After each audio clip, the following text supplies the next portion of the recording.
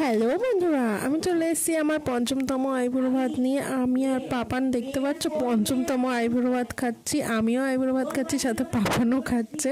তো আমাকে কত ফুল দিয়ে সাজিয়েছে দেখো পঞ্চমতম আইবুড়ো ভাতে। আমার একটা পাশের বাড়ি কাকিমার বাড়িতে আমি খেতে এসেছিলাম। প্রথমে দিদিমা আশীর্বাদ করতে চলে এসছে, তারপরে কাকু কাকি সবাই মিলে আশীর্বাদ করবে, তোমরা দেখতে পারবে ভিডিওর মাধ্যমে। দেখো কত কত ফুল দিয়েছে, আমার মাথায় ফুলের মুকুট, গলায় মালা, মানে শুধু ফুল দিয়েই সাজিয়ে দিয়েছে আমাকে খুব সুন্দর করে। আর অনেক অনেক ভালো লাগছিল আমাকে, যেন মনে হচ্ছিলো আজকেই আমার বিয়ে, এত ফুল দিয়ে সেজেছি।